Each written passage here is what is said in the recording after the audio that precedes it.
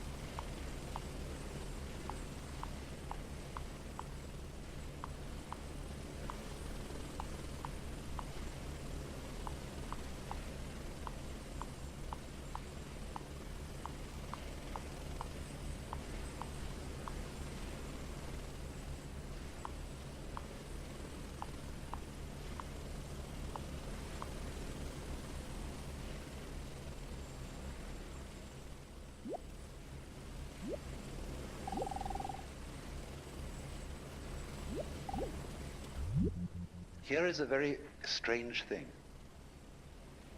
That every creature, therefore, which feels that it is human, and which knows that it's there in the same way as you know you're here, experiences being here as constituting a sort of blockage, the sensation of a certain tension which constitutes the feeling of I-ness, of there-ness, of being here.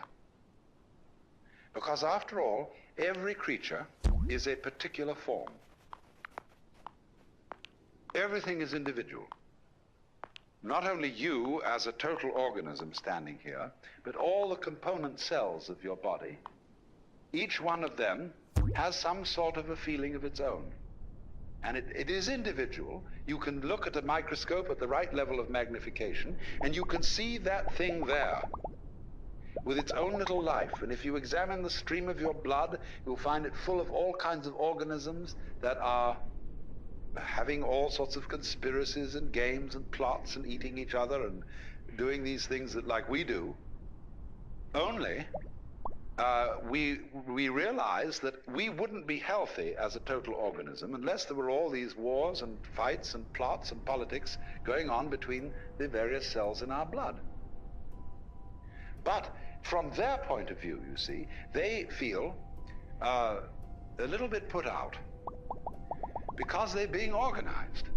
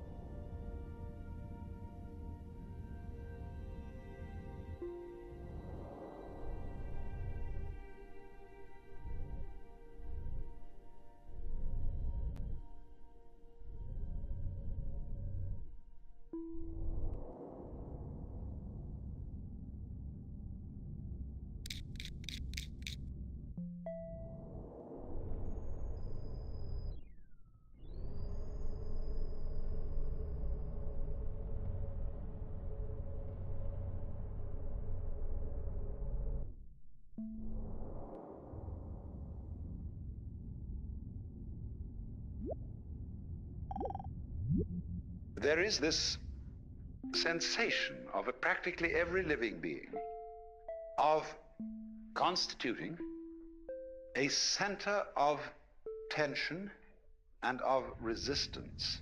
That is to say, of being a little bit blocked, or shall I say, of being in the way, being in one's own way. Imagine the opposite.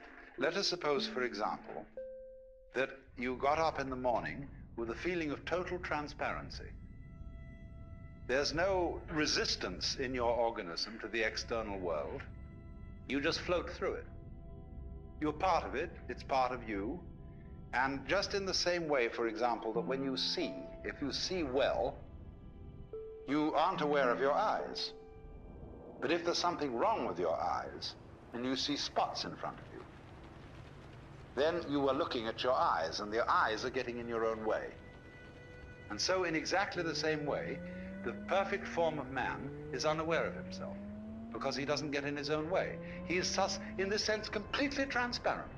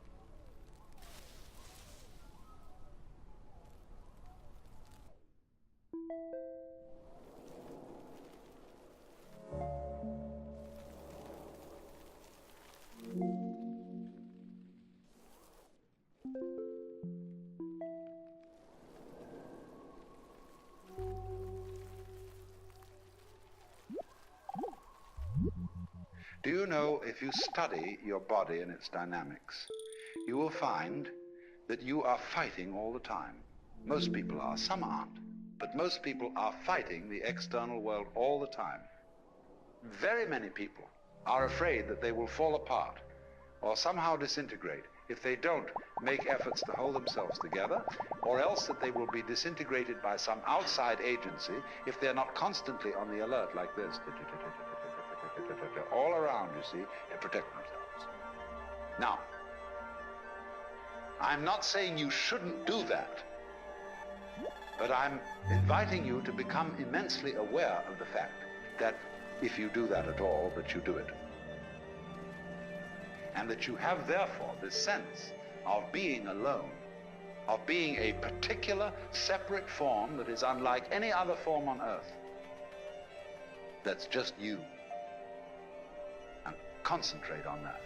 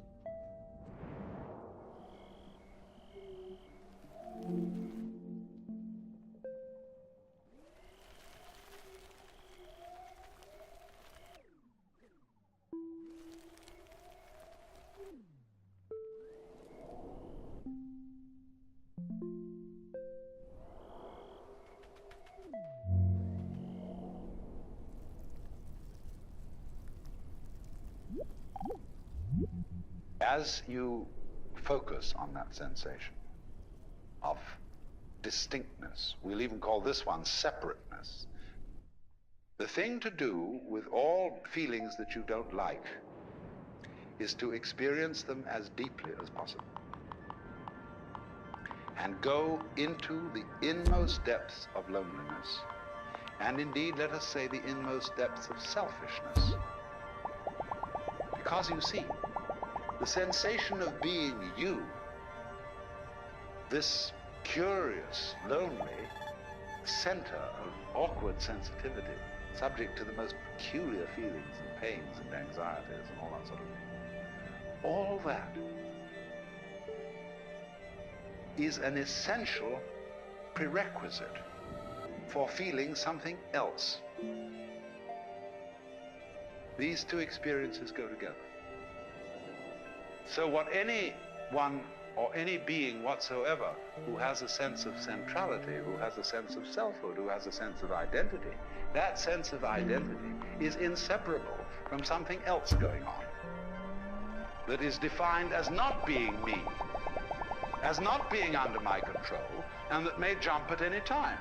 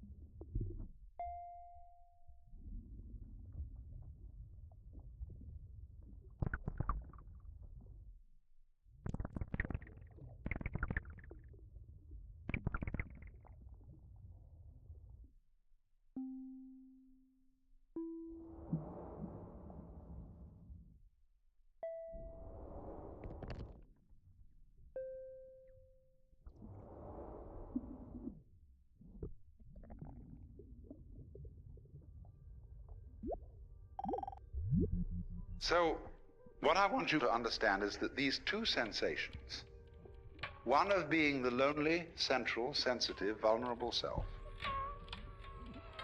living in the midst of a world that feels other, but is not under your control. I want to try and show you that these two sensations are really one sensation, or rather two aspects of one sensation. You couldn't have the one experience without the other experience.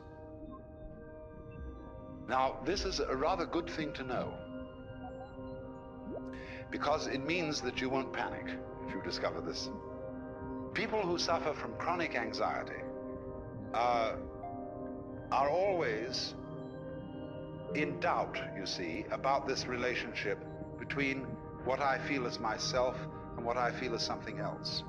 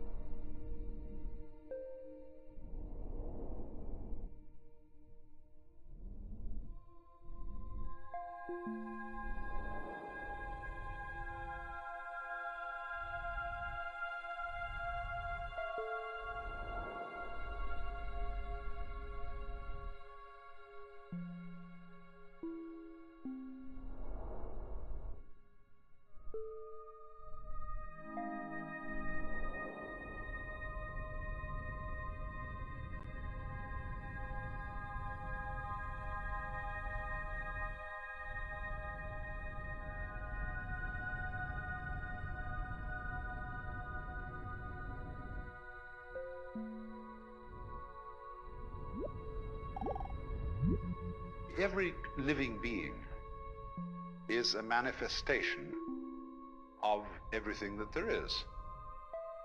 Crazy. But the thing is that what we do is to try and prevent people from realizing that this is so, by pointing out to them in the most subtle ways their limitations, and seeing if we can phase them, make them uncertain, make them unsteady. It's like all sorts of games that you can play, where if a person wavers, he loses. But people play that with each other all the time.